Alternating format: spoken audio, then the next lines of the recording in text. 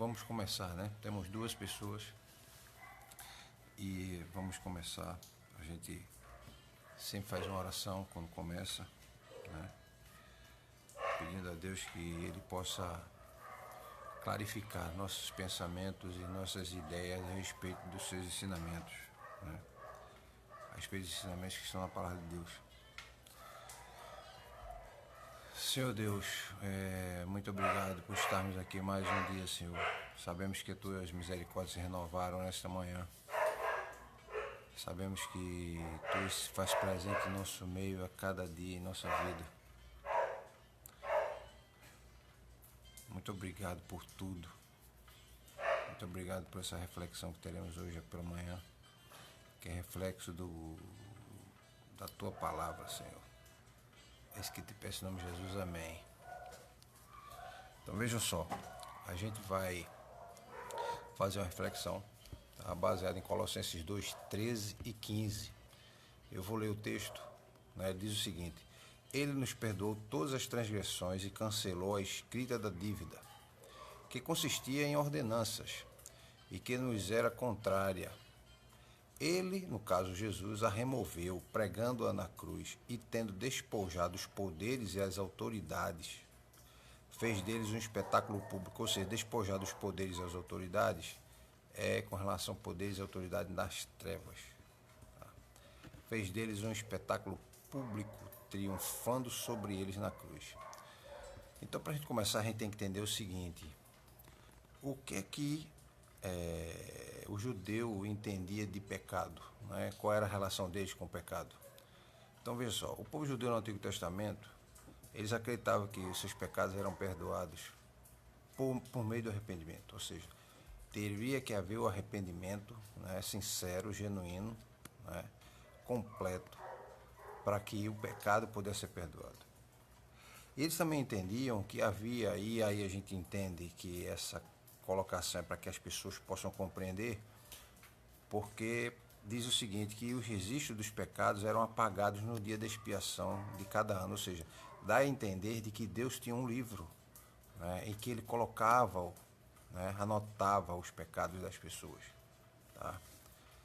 Não necessariamente acontece dessa forma. A gente acredita que Deus não tem um livro que Ele anota, mas isso é uma forma de mostrar, né, de como é que Deus age na humanidade para que o homem possa entender. Né? Deus não precisa de um caderno de anotações, porque Ele anota para que seja lembrado. Né? É isso que Ele quer chamar a atenção. Né? Que Deus lembra e sabe dos nossos pecados. Nossos pecados estão todos anotados. Né? Vamos pensar assim, nesse caderno celestial. Né? Mas Paulo, ele vem afirmar o seguinte, que tudo bem, se há o pecado, há o erro, né?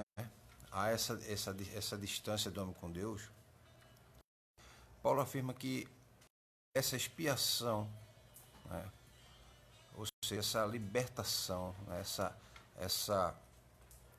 esse pagamento, né, dessa dívida que era efetivada uma vez por ano e efetuada uma vez por ano, quando o judeu ia fazer sua oferta, né, fazer sua oferta, e isso Paulo diz o seguinte, que essa dívida que nós tínhamos, ela foi pregada na cruz com Cristo. Ou seja, o próprio Jesus, ele além de morrer, ele leva também consigo as dívidas. E ele paga essas dívidas dessa forma. Né? Então, Paulo está tentando mostrar que na cruz, Jesus triunfou sobre o mal. Né? Triunfou sobre o mal, e que essas dívidas, que elas pesavam contra mim, contra vocês, ou seja, pesava contra nós, contra os homens, né? Deus dessa forma abole, ou seja, ele aboliu esses registros de expiação. E expiação aqui, a gente tem que entender o seguinte, é o sacrifício, né, cuja finalidade era de reparar um dano. E no caso do homem era reparar o pecado. Né? Então, essa expiação, para reparar esse dano, dessa separação do homem de Deus, tá? Ela agora é substituída, por isso chama-se expiação substituta. Ela é substituída por Cristo.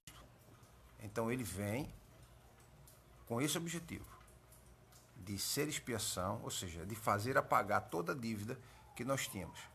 Então imagina alguém que tem dívidas, né, e tem um caderno. Antigamente a gente fazia compras, por exemplo, nas vendas, né? Em muitas cidades, eu ainda lembro quando eu era criança, meu pai ia fazer compras e tinha um caderninho que anotava, né, uma cadernetinha que anotava o que as pessoas compravam para pagar depois. Né? Ainda hoje eu vejo, eu mesmo compro em alguns lugares que as pessoas ainda anotam, né, em cadernos, né, o que as pessoas compram. Tá? Mesmo com o desenvolvimento da modernidade e com tanta tecnologia, ainda há pessoas que utilizam esse método. Tá? É um método prático, simples, e é essa a ideia, né, de dívida que Paulo quer chamar a atenção. Então, Cristo substituiu essa dívida na cruz. Ele vem e pega, é como se ele arrancasse as dívidas do caderno, as folhas do caderno onde estão anotadas nossas dívidas, e pregasse na cruz. Paulo quer chamar a atenção disso. Agora, é importante a gente observar o seguinte, é importante observar, tá? Desde o Antigo Testamento, desde o Gênesis é relatado isso, foram dados passos para o desenvolvimento dessa conquista de Jesus, ou seja, essa vitória e esse êxito, né, com relação a essa conquista. Então, Jesus obtém esse resultado dessa conquista. Primeiro houve o que a gente pode chamar de predição ou de profecia, né, ou de previsão do que Jesus ia fazer, que está lá escrito em Gênesis 3,15. Esse é um texto conhecido, e eu vou falar ele aqui, mas eu quero chamar a atenção ao seguinte, que tanto os teólogos, como eruditos, como os estudiosos, chamam esse texto, esse pequeno versículo, de um proto-evangelho. O que é um proto-evangelho? Proto vem de primeiro, né? Ou seja, são as primeiras notícias, né? Ou notícias primevas, por exemplo, de que haverá uma redenção para o homem, e essa redenção vem pela sentença dada à serpente. Aí Deus diz o seguinte à serpente: e porei inimizade entre ti e a mulher, e entre a tua semente e a sua semente. Ou seja, a semente da serpente, que no caso é Satanás, tá? E a semente da mulher. E a semente da mulher aqui é representada por Cristo, né? Esta te ferirá a cabeça. Tá? E qualquer animal que é ferido na cabeça, tá, ele morre. Um ferimento grave na cabeça, ele morre. Então a ideia aqui é de esmagamento, né? A ideia é que esse pisar na cabeça, né, ferir a cabeça pisando na cabeça, tá? E tu lhe ferirás o calcanhar. Essa profecia é a primeira que fala a respeito da redenção do homem. Então, essa semente, que é a descendência da mulher, né, é a prefiguração, tá, de Cristo. Tá? Prefiguração de Cristo. Então, Paulo diz, olha, na cruz ele pregou a nossa dívida. Mas todo esse processo, até chegar esse dia, houve uma preparação, né? E eu vou transcorrer aqui para mostrar para vocês que pelo menos 6 etapas foram concluídas para que chegasse esse dia, ao que Paulo fala de que Jesus pregou na cruz as nossas dívidas. Segunda coisa, começa com o início, né, do ministério de Jesus. Tá? O processo de conquista dessa vitória começa com o ministério de Jesus. Então, a gente vai ver que vários fatores, vários atos e fatos foram forjados por Satanás com o desejo de se livrar de Jesus. Então, só que esses obstáculos, né, mostram que, na verdade, a vitória de Cristo ela vai acontecer de forma inevitável e mostra que ele passou por todo tipo de prova e dificuldade. E eu vou relatar pelo menos alguns aqui. Primeiro ponto, quando Jesus nasce, Herodes mantém contato com os magos, reis magos, né, com aqueles astrólogos da época, né, os astrônomos, aliás, e ele começa a perseguir as crianças até 2 anos e manda matar todas. Ou seja, ele promove o infanticídio. Tá? Está lá em Mateus 2, 16 e 18. Depois disso, Jesus passa pelo menos 28 anos até começar seu ministério. Quando ele começa o ministério, depois que ele é batizado, ele vai ser tentado por Satanás no deserto. Mais uma tentativa de Satanás tentar derrubar Jesus. Depois disso, alguns homens, após a multiplicação dos pães, queriam fazer Jesus, tornar Jesus rei. Satanás tinha tentado isso com a primeira tentação, quando ele disse que pediu para Jesus transformar pedras em pães. Né? Então, transformar pedras em pães num ambiente desértico, né, é trazer comida para as pessoas, é trazer alimento, é trazer o suprimento do dia a dia, é fazer com que as pessoas não se preocupem mais em não tenham mais se preocupar em cumprir uma das sentenças dadas ao homem, que era: você, para conseguir seu sustento, você vai ter que suar, vai ter que cansar, vai ter que labutar. E aí Jesus faz o quê? Ele não vai ser um rei sem cruz e sem redenção. Porque se ele não vai para a cruz, ele não redimiu a humanidade. Ele poderia se tornar rei sem redenção da humanidade.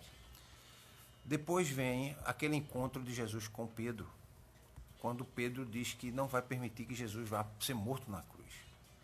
E aí Jesus sai com a seguinte frase, e eu imagino o choque de Pedro quando viu Jesus dizer isso, olhando para Pedro e dizer: para trás de mim, Satanás. Ou seja, Satanás estava também atuando ali na vida de Pedro, incitando Pedro a agir dessa forma e pensar dessa forma e declarar isso. Né? A gente vai ver isso em João 6,15. Aliás, João 6,15 não, Mateus 16, 21, 23. Depois vem a traição de Judas. Judas trai Jesus e o objetivo não é que Jesus não fosse morto na cruz, ele fosse torturado. Torturado, ele abandonasse o ministério dele, né? Abandonasse aquilo a que ele se cumpria fazer, né? Mas Jesus mostra também que ele estava a pequenos passos, mostrando que ele iria vencer, ele não retrocedia. Quando ele, por exemplo, expulsava demônios, quando ele curava enfermos, né? Quando a própria natureza se submetia ao que Jesus queria, né? A gente vê o caso da figueira, por exemplo, e dá um exemplo de que ele tem poder sobre a natureza, né? Às vezes as pessoas, né, dizem: mas a árvore não fez nada para merecer morrer e secar. Na verdade, aquilo é uma demonstração do poder que ele tem. E aquilo que eu sempre digo: o Criador, né, quem cria algo, se eu monto um vaso e eu vejo que tem um defeito, eu desmancho esse vaso e faço outro, né? O oleiro, quando está fazendo vaso de barro, ele faz isso. E nem por isso ele vai ser questionado, porque ele desmanchou, né? Vai levar sofrimento ao barro. Na verdade, não serve aquilo, ele vai e desmancha. Isso acontece nas indústrias, né? Muitas empresas fazem qualquer tipo de produto que hoje se recicla muito. Então, quando termina, se não serve, muitas vezes aquele produto é triturado, é mandado de volta à linha de produção para que se produza um novo produto com aquela mesma matéria-prima, né? O produto tem que sair perfeito. Então, você vê, uma outra coisa foi o relato dos discípulos, né? Jesus comissionou 70 discípulos em dupla, né? E eles foram pregar o evangelho. E Jesus diz: olha, onde você chegar, se você for bem recebido, você senta e coma com eles, bebam com eles, se alegrem com eles. E se você chegar em algum lugar e as pessoas não quiserem lhe receber, Jesus chega a dizer o seguinte: você bate até a poeira dos pés, né, das suas sandálias, e vai embora. Né? Se você não é bem recebido, não leve nem essa terra com você, na sola dos seus pés. Então, Jesus também declarou, né, que ele via Satanás caindo do céu como um relâmpago. Ele, na verdade, estava dizendo: olha, cada vez que você chega e você fala do evangelho, você prega o evangelho, você leva uma vida ao arrependimento, você está derrotando Satanás a cada pequeno momento, né? A cada pequeno momento. Então, esse foram um dos primeiros passos, né, do começo do ministério de Jesus, que ele levou a mostrar que ele viria, né, iria vencer Satanás. Como se realizou essa conquista de Jesus, né? Jesus, em 3 ocasiões pelo menos, ele fala do diabo, né? Dizendo que o diabo era o príncipe deste mundo. Então, ele como príncipe desse mundo, ele era o regente, ele não era o rei desse mundo. Que muitas vezes o pessoal confunde. Acha que ele é príncipe do mundo, ele domina o mundo. Não. Quem domina um reinado é um rei, né? Um príncipe, ele tem a expectativa. E muitas vezes ele nem vai ser rei. Então, essa é a ideia. O diabo tem essa expectativa que ele pode dominar sobre o mundo, mas ele não, ele vai até certo ponto, né? E já agora, com a vitória de Cristo na cruz, ele já está derrotado. E ele já sabe que a sentença foi decretada. Então ele tem pouco tempo. Nós não sabemos, mas ele sabe que há pouco tempo para ele, né? Então, Jesus, quando diz, né, que o diabo é príncipe desse mundo, Jesus também, de uma maneira antecipada, faz uma referência, né, à vitória sobre que ele aplicaria sobre esses poderes das trevas. Né? A vitória sobre os poderes das trevas vai se dar através da crucificação. Mas mesmo na crucificação, Satanás também agiu para que ela acontecesse. Quando, por exemplo, leva Judas a trair Jesus, aqui Jesus vai para a cruz. Eu sempre digo o seguinte, Satanás não tinha a ideia de que Jesus morrendo ele ressuscitaria. Ele achava que Jesus morrendo, ele morreria definitivamente. Ele estaria derrotado definitivamente. Satanás não esperava por isso. Porque se ele esperasse, ele não levaria ele para a cruz. Não forjaria a saída de Jesus para a cruz. Não é? Então, ele tentou por todas as formas evitar que Jesus fosse para a cruz. Mas já que ele vai, então ele vai morrer, mas ele não... Ali acabou. Né? Muito embora estava previsto, né, que ele se levantaria da morte, né, e venceria as terras por isso. Então a gente vai ver o seguinte, nesse texto que eu li, né, e eu vou reler novamente, diz aqui, ó, ele nos perdoou de todas as transgressões e cancelou a escrita de dívida que consistia em ordenanças. Ou seja, tínhamos um livro, né, um escrito de dívida, ou seja, era escrito uma dívida num livro, né, a ideia que o judeu tinha era essa, de um livro, e é uma ideia ilustrativa para que a gente possa entender, não é que Deus realmente, literalmente tem um livro, e ele anota tudo nesse livro, né? Deus não precisa de livro para anotar qualquer dívida que a gente tenha, né? Então, mas é ilustrativo para a gente entender, né? Aí diz, olha, aí ele, Jesus, removeu o quê? O escrito da dívida, ou seja, é como que alguém tem uma nota promissória e você pega a nota promissória e você rasga a nota promissória. Jesus, no caso aqui, Paulo diz, olha, ele pegou esse escrito de dívida e pregou na cruz, para mostrar para todo mundo que não devia mais. Houve o pagamento, né? Na morte dele, essa dívida foi paga. Tá? Então ele despojou os poderes e as autoridades que esperavam que ele morreria e que seria definitiva a sua morte e que não haveria solução para o homem. Né? Aí Jesus faz o quê? Primeiro, surge o perdão dos nossos pecados, ou seja, pelo cancelamento da dívida. Né? Esse é o primeiro passo. O segundo passo é que Jesus triunfa sobre os poderes das trevas. E como é que ele triunfou sobre os poderes das trevas? Paulo vai usar três verbos, para mostrar essa derrota. Primeiro, despojar. Segundo, expor. E triunfar. Ou seja, Paulo usa esses três verbos nesse versículo, no versículo 15, né? Aliás, no versículo 14, onde ele diz que ele despojou, né? Deixa eu ler aqui novamente. Ele removeu pregando na cruz, né? Tendo despojado. Né? Então, despojar o quê? Os poderes e as autoridades. Fez dele um espetáculo, ou seja, os expôs, né, a um espetáculo ao mundo e triunfou sobre eles na cruz. Despojar pode significar o quê? Desarmar, desnudar, privar da posse ou do poder, né, as potestades, os principados, e Satanás e o diabo, né, e as trevas. Então, Jesus desarmou ele, tirou as armas. Eles agora não têm armas para lutar. Então, despojar é nesse sentido, de privar da possibilidade de ter armas para lutar. Porque com a morte de Jesus, o homem, quando entrega sua vida a Cristo, ele agora tem uma arma que é imbatível, vamos dizer assim, né, diante das armas que Satanás pode vir usar, porque Satanás está desarmado. Ele não consegue mais ter vitória diante da vitória de Cristo. Né? A vitória de Cristo foi tão estrondosa porque ela não há possibilidade de uma revanche. Imagina aquela luta, por exemplo, às vezes a gente vê luta de boxe, de MMA, né?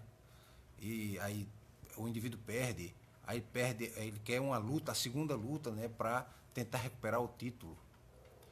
Com Cristo não há mais isso. Satanás não tem mais chance. Ele não tem mais força, não tem mais armas, não tem mais possibilidade.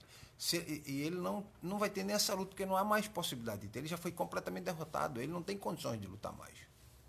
Né? Ele está destruído. Há outro verbo, que é o verbo expor. A ideia é de expor publicamente ao desprezo. Tá? Expor Satanás publicamente ao desprezo. É mostrar para todos que ele não tem a força que ele achava que tinha. Ele não tem mais poder sobre o homem. Aqueles homens que entregam sua vida a Cristo, eles não têm mais poder sobre eles. Então,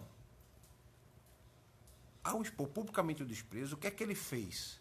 Ele tornou, né, Satanás um espetáculo público com relação à sua fraqueza, à sua possibilidade de ação. Ele não tem condições mais de comandar a vida do homem, daquele homem que entregou sua vida a Cristo. Então, o interessante é que Jesus fez isso morrendo. E a morte de Cristo, aparentemente, uma morte é uma derrota. Né? Principalmente da forma como aconteceu. O indivíduo crucificado, quem só era crucificado eram os criminosos. E Jesus entre aspas, por um pequeno momento, tornou-se espetáculo. Mas, na verdade, quando ele diz está tudo consumado, aí reverte o jogo e quem se torna espetáculo agora são os principais e potestades e as trevas. Né? Enquanto Jesus não abriu a sua boca para dizer que está tudo consumado, as trevas estavam em festa, né? Comemorando a vitória. Mas no último minuto, né? Aos 45 minutos do segundo tempo, como a gente diz, né, no jogo de futebol, né, Jesus diz está consumado. Ou seja, ele faz aquele gol que vale a vitória. E eles olham, as trevas olham para Satanás, o inferno olha para Satanás, as trevas olham, as potestades, e olham e dizem, fomos derrotados, e não tem mais o que fazer. Então é mais ou menos isso. Né? Então, Jesus expõe eles, tá? Expõe eles ao desprezo. E no final, além de tirar as armas e despojar, ou seja, expor o desprezo, ele vai vencer triunfando da seguinte forma. Na época de Jesus, quando os reis vinham das batalhas, tá? Eles faziam o seguinte, eles faziam como uma procissão. Então vinha o rei na frente, tá? Vinha um brasão do rei, tá? Na frente, vinha uma guarda, e depois vinha o rei, e vinha atrás todo o exército e os despojos dos escravos, todos amarrados e presos e sendo trazidos cativos. Como muitas vezes a gente vê em filmes, né, de época, por exemplo. Então, Jesus fez exatamente daquela forma. Né? Aliás, daquela forma não. Fez exatamente daquela maneira, ou seja, Paulo quis mostrar, ilustrar, que foi mais ou menos daquela maneira. Ele chega triunfando, tá? Mostrando, trazendo consigo e mostrando os despojos de guerra, tá? E quem eram os prisioneiros. Por isso que João lá em Apocalipse diz, olha, olhei assim, vi que já não existia mais nem a morte, nem o inferno, nem o diabo. Estavam todos lançados no lago de fogo. Então, essa caravana, vamos dizer assim, essa caravana do triunfo de Cristo, foi também uma demonstração, né, desse processo de conseguir anular nossa dívida. E às vezes a gente só lendo o texto não entende todo o processo que aconteceu para que isso pudesse chegar a esse ponto, a esse ápice. Né? No caso, depois disso, né, desses 3 pontos que eu falei para vocês, agora vem um 4º ponto, que é a confirmação, né, dessa vitória. Então, a gente vai ver que a ressurreição foi a confirmação e o anúncio dessa conquista. Foi essa ressurreição, a ressurreição de Jesus, foi a confirmação e o anúncio dessa conquista. Ou seja, a cruz foi a vitória. Na cruz foi obtida a vitória. Que é um paradoxo. E até Paulo fala isso, a gente vê lá em Coríntios, que Deus é um Deus de paradoxo, um Deus de confusão mental. Porque como é que eu posso ser vitorioso na morte? Né? Ser vitorioso na cruz. É isso que Jesus faz. Ele confunde a cabeça dos sábios, como, né, Paulo diz lá em Coríntios. Porque como é que um Deus vem, se transforma em homem, e ele é criador de tudo e de todos, e ele vai morrer, e morre na cruz, e pregado por esses homens, e a cruz era o pior das mortes. Foi para confundir, né? Para trazer confusão na mente das pessoas. Mas Jesus vai e ressurge dos mortos, levanta-se dos mortos, e ele faz o quê? O endosso dessa vitória. Ele assina a vitória, e cancela todas as nossas dívidas na cruz, e ele, na ressurreição, ele endossa essa vitória. Né? Agora você vê, aquele que começou, né, o seu ministério anunciando vida, anunciando o alívio das cargas existenciais, né, aquele que trouxe uma mensagem de paz e alegria, né, e essa paz e alegria que a gente fala, paz e alegria no Espírito Santo, que muitas vezes a pessoa diz, como é que você pode estar feliz em meio a tanta dificuldade? Em meio à morte você conseguir manter a paz e a alegria. Né? Porque só o Espírito Santo que pode dar isso. O homem transformado pelo Evangelho consegue ter esse tipo de experiência. E também essa eternidade. Né? Jesus que trouxe anúncio de vida, de paz, de alívio dessas cargas essenciais e também dessa eternidade sem estar separado de Deus. Essa foi a mensagem da cruz. Né? E por conta disso, ele não poderia, trazendo essa mensagem, ser tragado pela morte. Né? Então, Jesus fez exatamente como os reis no passado faziam. Os reis, quando voltavam, né, eles voltavam para os seus palácios, e existia como que um tablado. Eles sentavam no trono e existia um tablado onde ele apoiava os pés. Esse tablado tinha um simbolismo. Ao redor dele eram contadas histórias, pequenos trechos das histórias das batalhas que ele havia vencido, dos povos que ele havia conquistado. Então, quando diz que os poderes das trevas foram colocados sobre os pés de Cristo, é nesse sentido, como um rei que chega e vence a batalha, e ele, ao pisar nesse tablado, onde ele apoia os pés e descansa os pés, está ali sendo mostrada toda a história, né, das vitórias, das batalhas que ele conquistou. Só que a que Jesus conquistou foi uma batalha épica, e uma vitória retumbante e estrondosa, porque foi uma vitória única, não há mais como reverter essa vitória, transformá-la em derrota. Então, entendemos que, além de tudo isso, há também a extensão dessa vitória. Tá? Para muita gente, às vezes, pensa-se que a conversão é apenas um processo, né, de levar os homens a Cristo. Os homens tem seus pecados e entregue suas vidas a Cristo. Mas não é. Tem pelo menos 3 pontos que eu vou chamar a atenção. Que primeiro, a conversão faz o quê? Converte o homem das trevas para a luz. Traz o homem das trevas para a luz. Ou seja, ele vivia sob o poder de Satanás e agora ele vive sobre o senhorio de Cristo. Né? Ele era escravo e torna-se servo agora de Cristo. Tá? Então ele é libertado desse poder de Satanás. Segundo ponto é que esse processo de conversão, esse processo de conversão, ele vai livrar os homens, tá? Livrar os homens da idolatria. Os homens vivem um processo de idolatria. Uns idolatram seus carros, seu patrimônio, seu trabalho, idolatra a si mesmo, né? É uma egolatria. Tá? Mas aí, esse homem é tirado desse ambiente, através da vitória de Cristo, e é levado a quê? A servir a um Deus vivo e verdadeiro, onde todas as suas definições de vida, a sua forma de viver, a sua forma de pensar, a sua forma de agir, elas são transformadas pelo Evangelho, por essa vitória de Cristo.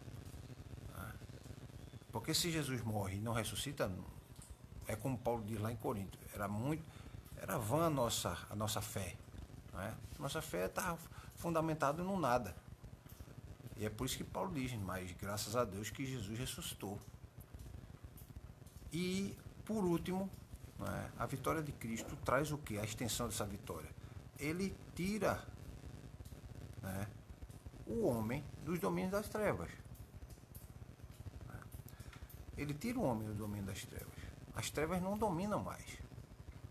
As trevas não dominam mais e ele é transportado para o quê? Para o reino do Filho do seu amor. A gente vai ver isso em Colossenses 1,13. Então, agora, o que é que significa isso tudo? Significa que à medida em que as pessoas vão se convertendo, as trevas vão se dissipando. Ou seja, é um processo de conversão, é um processo. Conversão não é um momento instantâneo, onde dá um estalo de dedo e você se converte. É um processo. O processo de conversão, ele é lento, ele é irreversível. E o que é que acontece? As trevas vão se dissipando e a luz de Cristo vai brilhando na vida da pessoa. Então, o poder de Deus vai se instalando, tá? O mal vai perdendo o controle daquela situação e daquele homem e daquela vida. E ele começa a dominar, ou seja, Cristo começa a dominar, tá? E não escravizar. Porque Jesus não escraviza ninguém. Ele tem o domínio no reino, mas ele não escraviza. Nós tornamos-nos servos. Ou seja, eu dou o exemplo daquela pessoa de que ele era escravo e que alguém liberta ele e ele liberta, ele diz, olha, em gratidão ao que tu fizeste por mim, eu vou te servir até o último dia da minha vida. É exatamente dessa forma. Você é servo e você sente prazer em servir aquele que é seu Senhor. E no caso do cristão em relação a Cristo. Tá? Então ele tira o homem do domínio o homem da escravidão, do pecado. Por último, como se consumou essa conquista? Essa conquista se consumou com a vitória sobre o mal. E ela começou na cruz e ela vai seguir até a consumação do século. Jesus disse, olha, eu vou para o Pai, mas vocês não vão estar sozinhos. Eu vou enviar o Consolador até a consumação do século, ou seja, até o fim. Até aquele dia que já está determinado em que o diabo será preso. Né? E serão 1000 anos do governo de Jesus na Terra. E Satanás vai ser preso.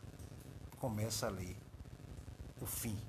Que já começou, mas ali é a concretização daquilo que foi predito 2000 anos atrás. Que não sabemos, pode ser amanhã, pode ser daqui a pouco, pode ser daqui a 10 anos, pode ser daqui a 1000 anos. Mas a gente não sabe, mas isso já está determinado. Né? Outra coisa que aconteceu é que quando Cristo morre, a cabeça da serpente foi esmagada, como foi predito lá em Gênesis 3,15. A sentença foi dada ao diabo. Né? Diz, olha, você logo será preso. Em Hebreus, o que é que o autor de Hebreus diz lá em Hebreus 10, 12 e 13? Diz o seguinte, que Jesus colocou todos os seus inimigos debaixo dos seus pés. É aquele exemplo que eu falei para você. No estrado, os reis sentados no trono tinham, ao lado desses estrados eram colocados o quê? Breves trechos, né, das histórias, das vitórias que eles conseguiam. Tá? Então, vai haver nesse dia, né, nessa consumação da conquista, algo que alguns homens já fazem hoje, mas que todos os homens farão. Tá? Que será o seguinte: todo joelho se dobrará e toda língua confessará que Ele é o Senhor. Se hoje alguns cristãos dobram seus joelhos e confessam que Jesus é o Senhor, chegará o dia em que todos, indistintamente, todos, em todos os povos e todas as culturas, todas as raças, farão isso. Né? Os que creram e os que não creram. Os que acreditavam, os que não acreditavam. Os que deram crédito a pregações que não deram. Né? Chegará então o dia em que o diabo, a morte e o inferno serão lançados no lago de fogo. Essa, né, é a consumação dessa conquista. Então, todo domínio, todo poder e toda autoridade do mal vão ser destruídos. Né? E Jesus vai entregar ao Pai o reino, dizendo: está tudo consumado, tudo completo. Aquilo que aconteceu na cruz, que começou lá, aquilo que foi predito em Gênesis, agora vai terminar sendo consumado. O que é que nós concluímos então com a reflexão de hoje? É que Cristo, ele vai cancelar, aliás, vai cancelar não, que ele cancelou, né, o poder do pecado para a destruição do homem.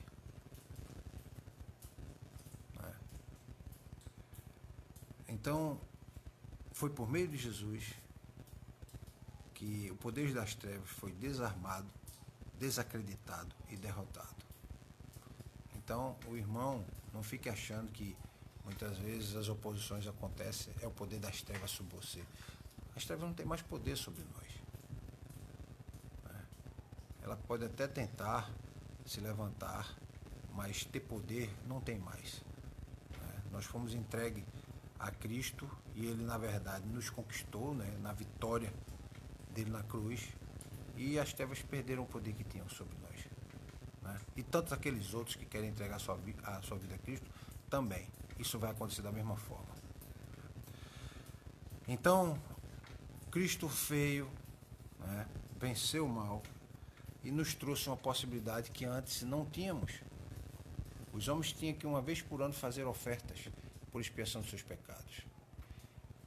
Ninguém garantia que essa oferta fosse ser aceita por Deus. Mas agora não. Cristo morre, essa oferta é plena, completa, perfeita, é completa porque ela não precisa de mais outra, ela é perfeita porque ela é completamente aceita por Deus, e por conta disso, Jesus nos dá a possibilidade de vivermos próximo de Deus, próximo de Deus, eternamente. Não estamos mais separados. Estamos agora tendo livre acesso ao Pai, não precisamos mais de sacrifícios de nenhum tipo, e isso nos leva a glorificar a Jesus e a Deus por conta dessa vitória. Então, quando Paulo diz que ele despojou tudo, né, eu vou ler o texto aqui novamente, ele nos perdoou todas as transgressões, todas. Ele cancelou a escrita da dívida, ou seja, a dívida que eu tinha eu não tenho mais. Ele pagou por mim. Né? consistia em ordenanças, ou seja, consistia em que eu tinha que cumprir a lei e eu não tinha como cumprir a lei. Como pecador, você não consegue cumprir a lei. Você sempre erra em alguma coisa, sempre está faltando. Você é uma luta em glória, vamos dizer assim, quando você luta e nunca obtém vitória. Mas tem que continuar lutando para ver se chega a vitória, mas nunca vai conseguir essa vitória. Mas Jesus fez o quê? Ele removeu essa dívida, ele pregou ela na cruz, ou seja, mostrou para todo mundo que você não deve mais nada, nem eu devo mais nada, ninguém deve mais nada. Foi toda a dívida paga. E Deus pega, através de Jesus, torna as trevas espetáculo ao desprezo, porque eles foram derrotados, ele não tem mais força para tentar manter o homem na escravidão das trevas, como ele mantinha antes. Meu desejo é que a gente possa não só compreender isso, né, mas que a gente possa expressar isso para as pessoas com as nossas vidas e com a nossa pregação para as outras pessoas. Né. O Evangelho de Cristo nunca esteve tão atual. Billy Graham diz o seguinte, que o Evangelho de Jesus é mais atual do que o jornal que vai ser editado amanhã. Né? Porque já se passaram 2000 anos e os anseios dos homens continuam os mesmos. Há uma necessidade de Deus, há uma necessidade desse vazio existencial, dessas cargas que a gente carrega todos os dias e que muitos carregam, alguns não conseguem carregar, tiram as suas próprias vidas. Outros vivem uma vida de escravidão às trevas, tá? Nas drogas, se prostituindo, no assalto, no roubo, né? Cometendo todo tipo de delito, né? Que pode ser classificado no Código Penal, que tem pelo menos mais de 230 artigos, né? De coisas que as pessoas fazem, né? Que muitas vezes deixaram de ser, entre aspas, na sociedade moderna, pecado para se tornar um delito, não mais pago com o sangue de Cristo, mas sim pago com a prisão, né? Com a perda da liberdade, ou seja, o indivíduo não é restaurado, tá? Ele é apenas penalizado, restaurado não. Então Jesus fez isso para que pudesse restaurar a vida de cada um de nós, de tal sorte de que nossa dívida foi totalmente paga. Amém, meus irmãos? Eu tenho aí 5 pessoas, eu vi que tinham pessoas que estavam entrando e saindo, mas como eu estou falando, eu não posso estar citando o nome das pessoas, né? Mas eu vou ler aqui as frases. Ó. Teve um bom dia de Jair, teve um bom dia do irmão Pedro, teve um bom dia de Rosângela, né? Bom dia, pastor Graça e Paz. Eliane, bom dia. Tem Michel, Paz do Senhor, pastor. Tem muitos livros aí para eu fazer. Ah, certo. Vou levar para você fazer capa dura meus livros. Tem mais aqui, sim. Glória a Deus, aleluia. Eu vi umas fotos ali, tem uma que eu estou vendo a irmã Andresa, né? Pela pequena foto deu para imaginar que é ela, a outra de Rosângela, e outras pessoas que estão participando. Se você tiver algum pedido de oração, escreva aqui embaixo, né? E a gente vai orar para a gente poder encerrar. Daqui a pouco eu vou baixar esse vídeo, tá? Eu vou baixar esse vídeo e vou colocar ele no YouTube. E vou mandar para o Zap da igreja. Se alguém quiser assistir novamente ou assistir depois, com calma. Até porque se quiser anotar, né? Aí pode fazer isso, tá certo? Espera mais um pouquinho.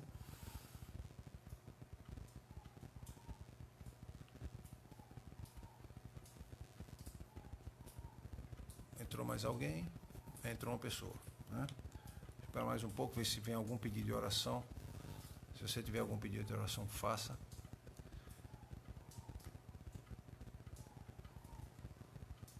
Espero que todos estejam bem, né? Choveu, parou a chuva, agora o sol aqui está aparecendo, né? Mas choveu a noite toda, né? Quem gosta dessa chuva são as plantas, né? Porque aqui em casa as árvores e as folhas, a parte que fica com grama aí cresce rápido.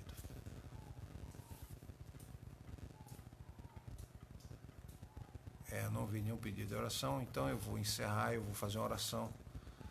Mais tarde, às 19 horas, a gente vai ter a segunda live de hoje, tá certo? E eu vou fazer ela pelo